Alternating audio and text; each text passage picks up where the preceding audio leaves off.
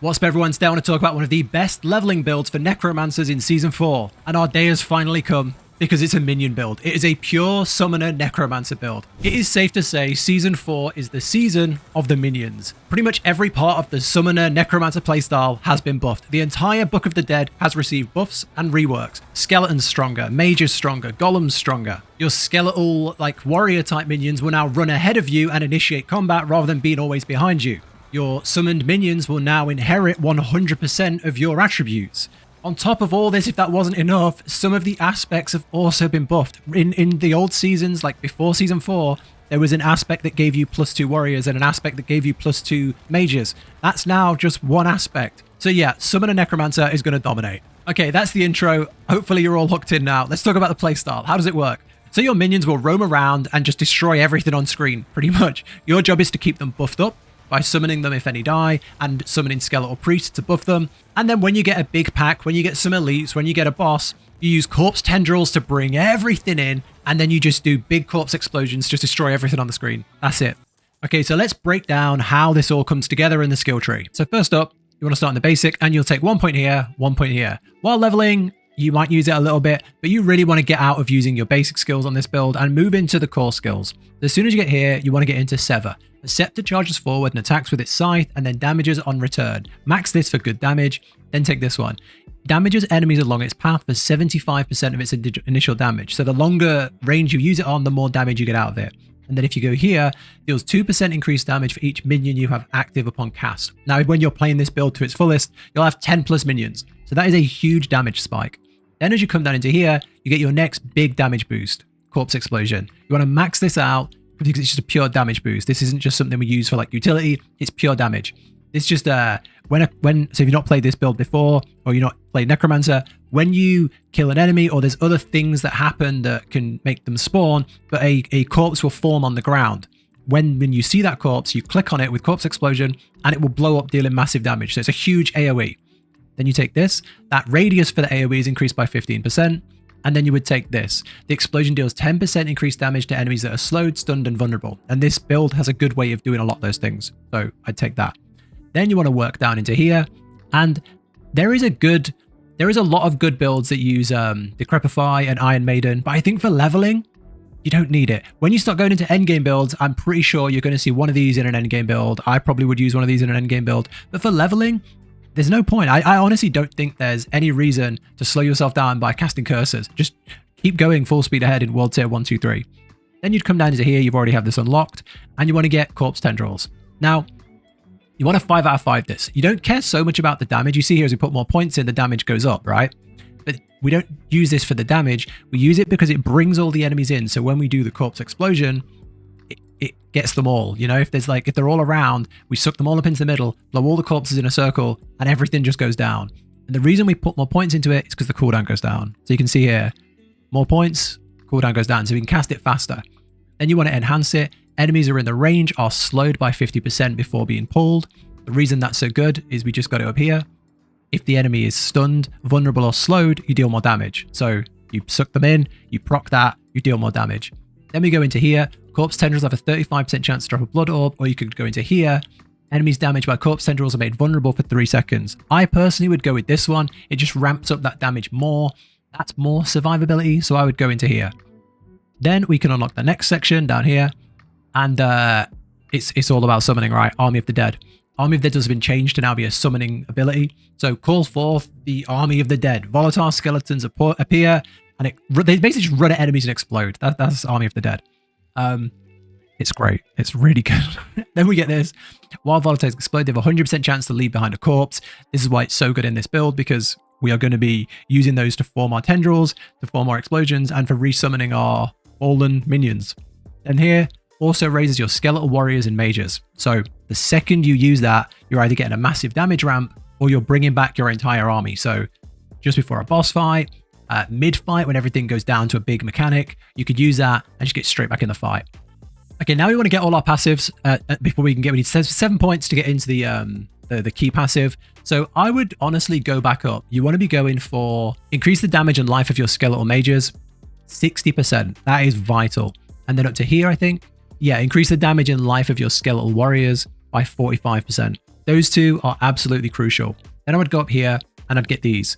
Your core skills cost more essence than deal increased damage. So you'd put a point into here, you'd go all the way down, and you'd get this. After you've not taken damage in the last 2 seconds, your minions gain 15% attack speed. While you have at least 7 minions, this bonus is doubled. We will have 7 minions in this build, 100%. So we take that. I've looked at all these. Some are good, some are okay. And in the past, I've made like Bone Summoner and Blood Summoner, but we get to play Pure Summoner this season. So let's take advantage of it and take Callan's Edict. Then we go back up and we get these last 3 points. And then we basically, this costs more, but it does more damage. And we're not going to be using this that much because there's not going to be that much alive on the screen. And as we go back down, you want to get this cluster here. This cluster here is just pure damage. So I would just go, here you go. Your minions gain attack speed, all into here. Your minions deal more damage if you're close to them, all into here. Every 8 seconds, your Skeletal Priest healing will heal your skeletons for an additional amount of life. Then I would go and get this. Increase the damage and life of your golem. I'd say the golem isn't as powerful as the others, which is why I don't really prioritize it as much. The golem still feels clunky. You know, we haven't got into season 4. I'm recording this the day before it comes out. So we haven't, I played it a bit in the PTR, but we haven't felt that juiciness of the golem. If it's an absolute demon in season 4, get this earlier. But right now, the golem still feels a lot clunkier than your other minions. So I try and just focus on buffing those first. Then you want to go back up and get anything with Mist. This one's a good one. When a corpse is formed from your skills, your minions 45% of life. That's really good. And I'd go up to this little cluster here. This is a good one. Consuming a corpse generates essence, and then down into here, you deal 3% increased damage for 6 seconds after consuming a corpse. Get that up to 3. Now, with whatever points you've got left, if you're really struggling for essence, you could go into here. Failing that, you go into here. Your minions gain increased armor and increased resistances. So there's a few good places to put any points you got left. This is good as well. When a corpse is formed from your skills, your minions gain fortify. That's not bad. I'm always torn between here, and this one down here. None of them are great, but they're all okay. So you could just go and do this. But the core of the build, we've already gone through. This build is gonna slap. You are gonna level like a demon. You are gonna clear things crazy speed. I feel like this is going to feel like Ball Lightning Sorcerer. When Ball Lightning Sorcerer just went on an absolute rampage for a whole season, I think this is going to have that same effect. Unless we get some day one crazy nerf, this is going to be a fun leveling build. Okay, now let's talk about the Book of the Dead. So Book of the Dead has had a ton of changes and buffs going into Season 4. So on Warriors, we would go Reaper. This is pretty much always the best pick for minion builds because of this here. Reapers have a 15% chance to carve the flesh off of enemies forming a corpse. You just get more corpses, which means you can raise more minions, do more corpse tendrils, and do more corpse explosions. Always just a win-win.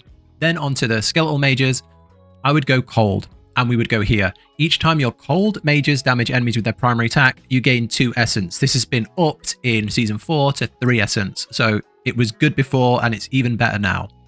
In the golems, I would go iron. This has also changed, so instead of every 4th attack causes a shockwave, it's every 2nd attack. And then the 40% damage has been upgraded to something like 150% damage. So like a 3x damage that happens twice as often. It is absolutely huge, the damage ramp that's got. So it's a no-brainer for me. These have had buffs as well, but this just feels incredibly strong. So yeah, that's how I play the Book of the Dead going into Season 4. Okay, now let's talk about the aspects. And I've made this in Mobalytics already, so I'm going to use that to show you. This is linked down below. It's got the skills, the Book of the Dead, the skill tree, by level as you level, the Paragon Board, all that stuff's on here. So I'm going to use that because it's easier to show you, and a lot of the aspects have changed in Season 4. So first up, some of the most important ones to make this build is the aspect of Occult Dominion.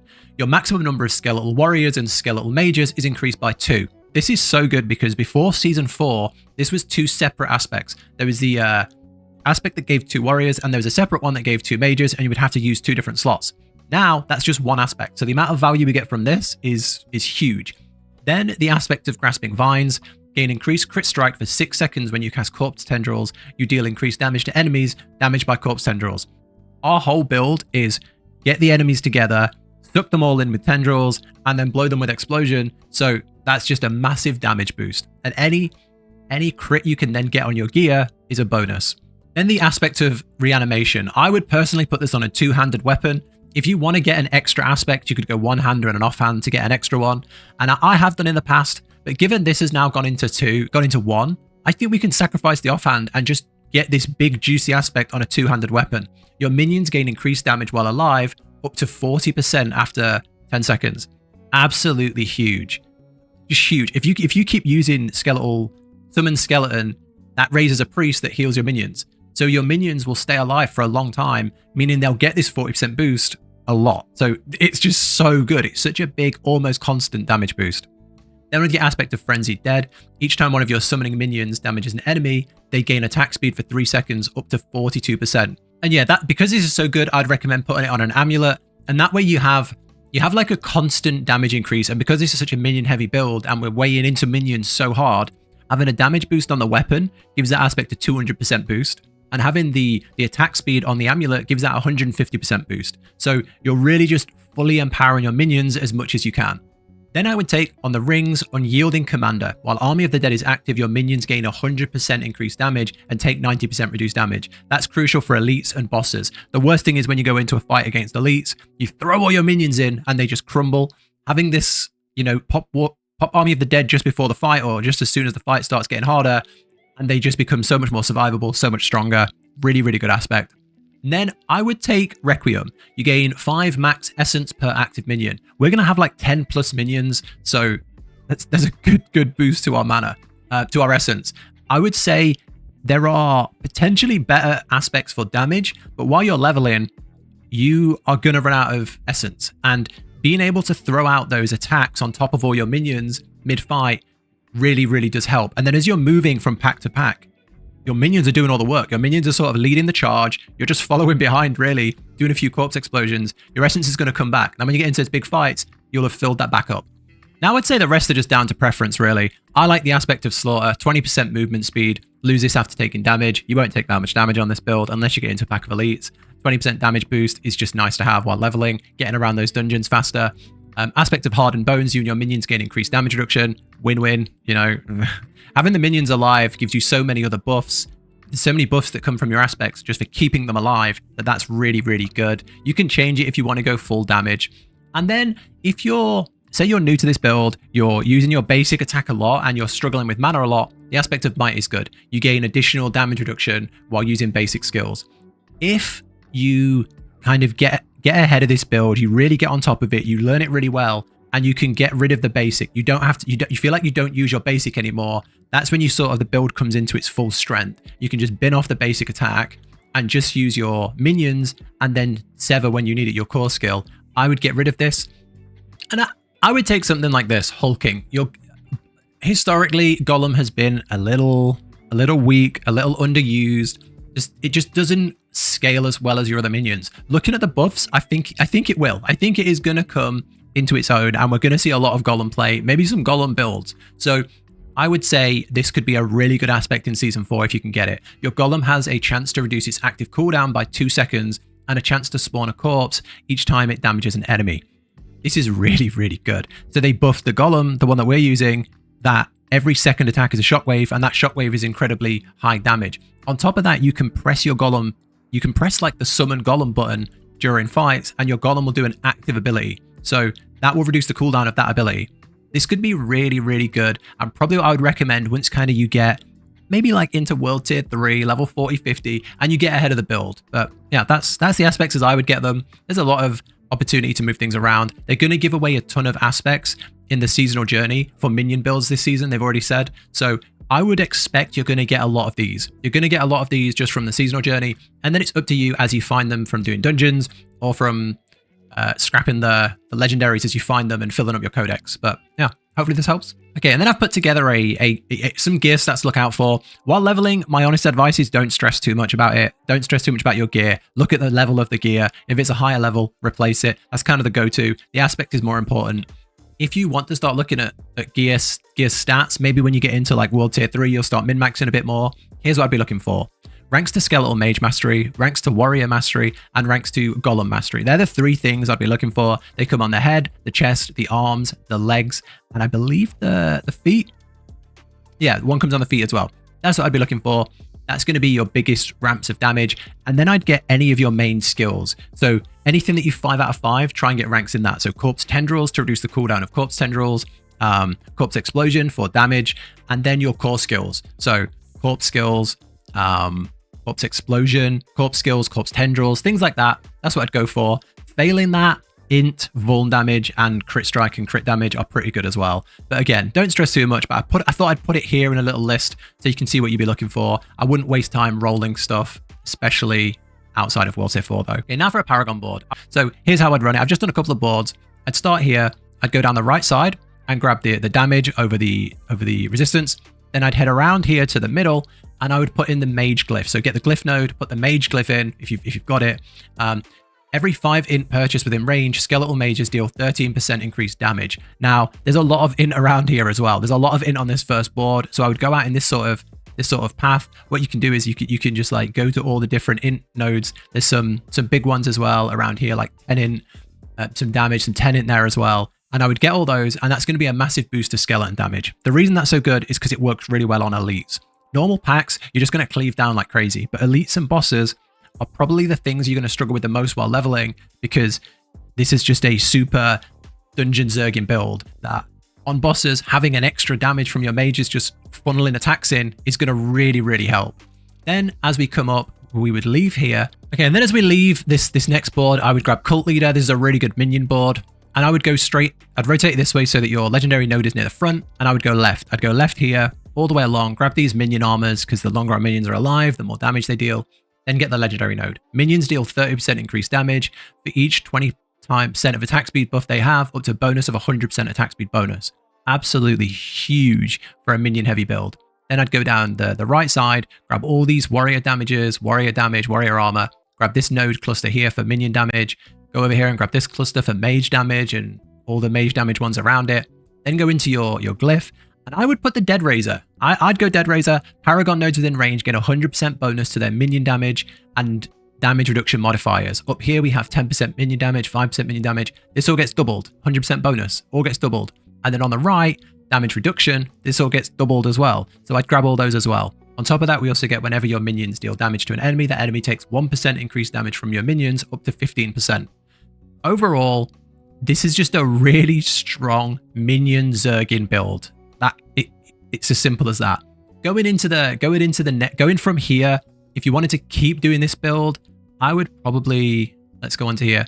I'd probably go with something like Hulking Monstrosity if you want to level up your golem and make your golem stronger. But because we're not in season 4 and we haven't tested it past level 70, I don't want to tell you to do it. I don't want to tell you to go and put hundreds of points into a golem, because season's not, we've tested on the PTR, but haven't tested endgame. So I don't want to go too far with it. If you wanted to play it safe, you could also go into Flesh Eater. Consuming corpses grants you increased damage. Or you can go into Scent of Death. With 2 corpses nearby, you gain damage reduction. But like I say, I want to play it to endgame, and then I want to make a really good endgame build that I've fully tested before I tell you to do it. But this is a really good start. It will get you into like World Tier 3, World Tier 4, and you'll feel pretty strong. But yeah, that's everything. I really hope this has helped. This build is probably looking like one of the strongest starting leveling builds we've seen. Necromancers are going to zoom to max level. Necromancers are going to be incredibly strong, and this looks really fun. So I hope you enjoy it. I'm going to wrap the video up here. At the time of recording, I think Diablo's out in like season 4's out in like 4 or 5 hours. So I'm really excited. I hope you enjoy the video. I hope you enjoy season 4. Subscribe if this has helped and you like this style of guide. I'm going to be making a ton of guides, leveling, mid-game, end-game, cool little builds that I find that work really well, hit busting builds, things like that. So yeah, subscribe if you want to see that. Let me know down below if you're going to be trying this or if you're going to be trying a different sort of minion build. But that's it from me. Take care, and I'll catch you in the next one.